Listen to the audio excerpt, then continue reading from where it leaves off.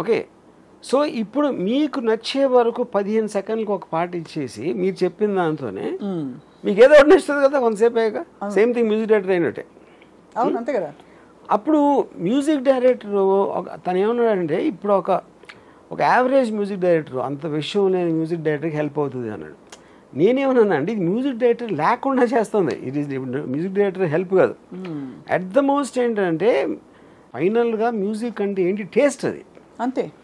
ఇప్పుడు క్షణక్షణం పాటలు చాలా డిఫరెంట్గా ఉంటాయి. ఉదాహరణ చెప్తున్నా, లేకపోతే ఇంకో సినిమాకి ఏదో, లేకపోతే రోజాలో మణిరత్నం టేస్ట్ వేరే ఉంటుంది, నాది వేరే ఉంటుంది రంగీలాలో.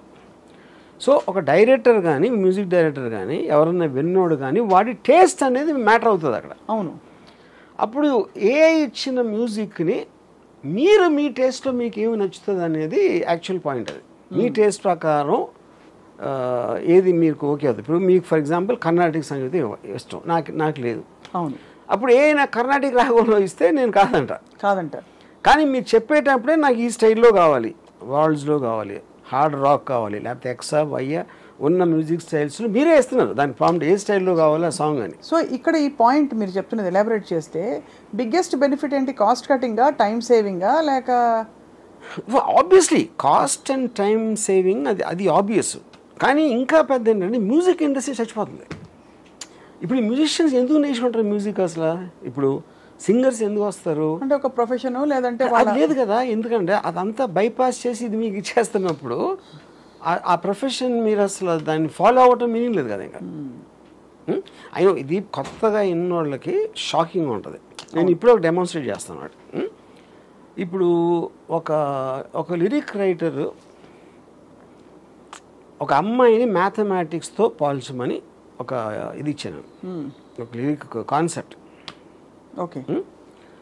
ఇప్పుడు అతను ఇచ్చిన లిరిక్స్ని నేను ఈ one of these A generation music యాప్లో పెట్టాను. అది పెడితే అది అంటే నేను చెప్పిన దాన్ని బట్టి ఒక వర్షన్స్ ఇచ్చుకుంటూ పోయింది.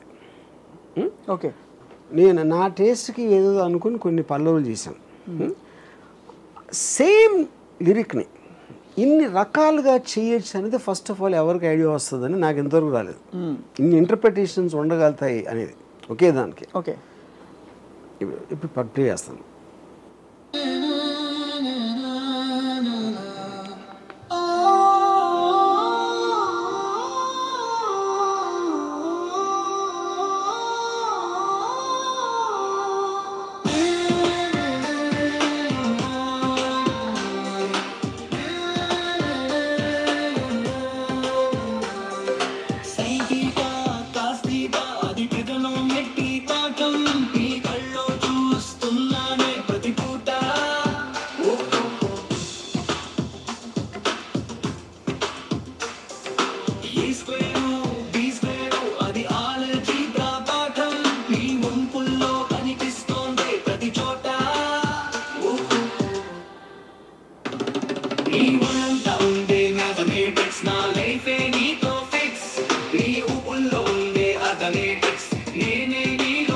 ఇదొకటి.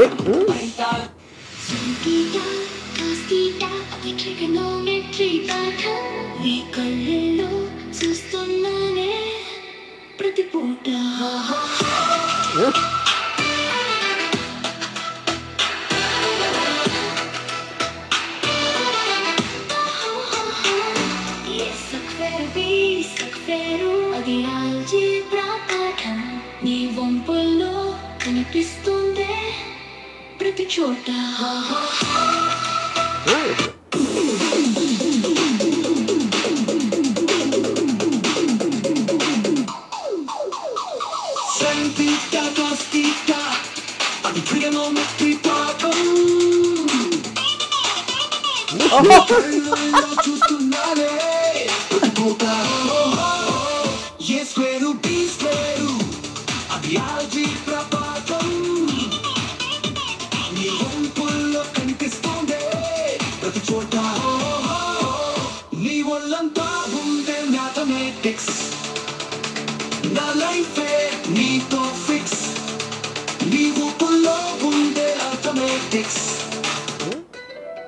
సైన్ థీటా కాస్ థీటా అది ట్రిగనోమెట్రీ పాఠం నీ కళ్ళల్లో చూస్తున్నానే ప్రతి పూట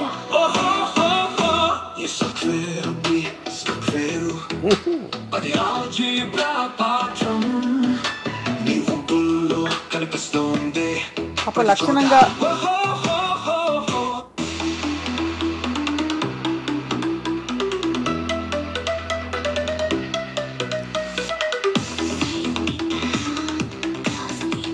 ట్రాన్స్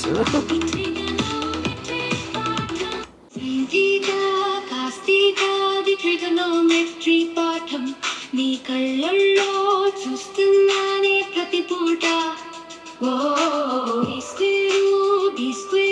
అది ఆల్జీబ్రా పాఠం నీ వంపుల్లో కనిపిస్తోందే ప్రతి చోట.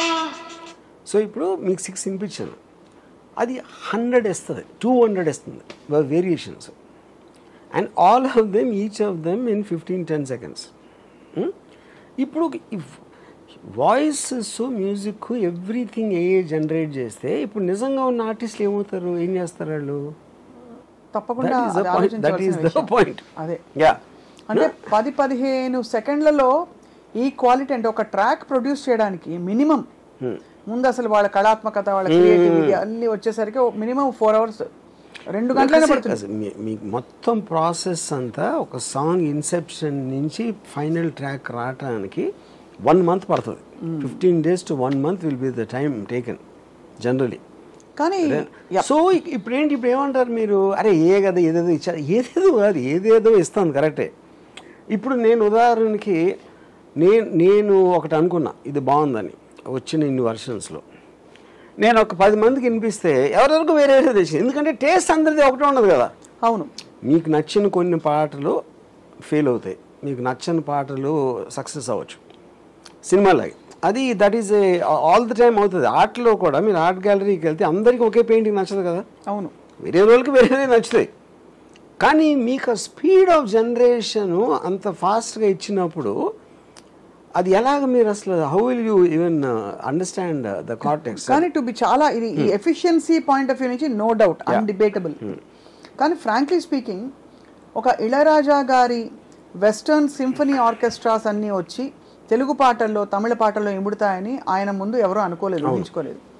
అలాగా ఇప్పుడు ఈ కొత్త ఛాలెంజ్ వచ్చినప్పుడు ఏఐ ఇంత ఫాస్ట్గా ఇంత బాగా ఫట్ చేసేస్తుంది అన్నప్పుడు మేబీ ఎవరు విని ఎరగని ఒక సంగీతం కొత్తగా పుట్టుకొస్తుందన్న పాసిబిలిటీ లేదంటే అదే అంటున్నాను. ఆ పాసిబిలిటీ ఉట్టి మీకు ఇదే చేస్తుంది, మనీష్ చేయలేడు అంటలేదు.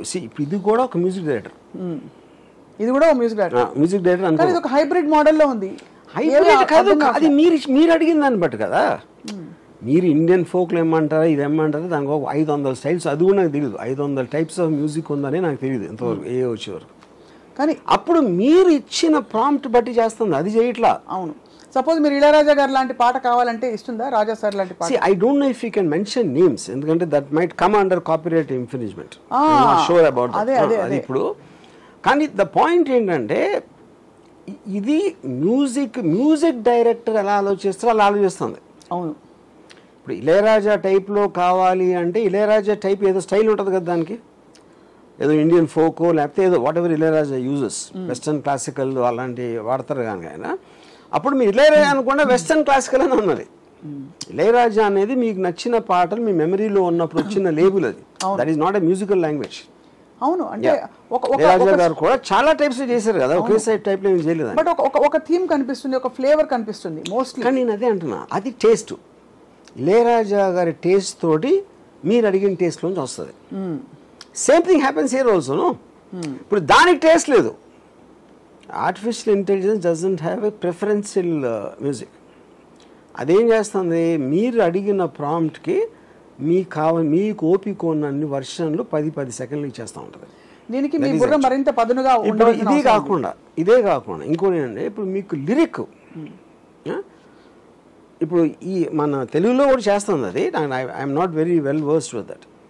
ఇప్పుడు ఇంగ్లీష్లో నేను ఒక హుక్ లైన్ ఇచ్చాను అనుకోండి, జస్ట్ ఒక హుక్ లైన్ ఇచ్చి దీని మీద లిరిక్స్ రాయమంటే లిరిక్స్ రాస్తుంది.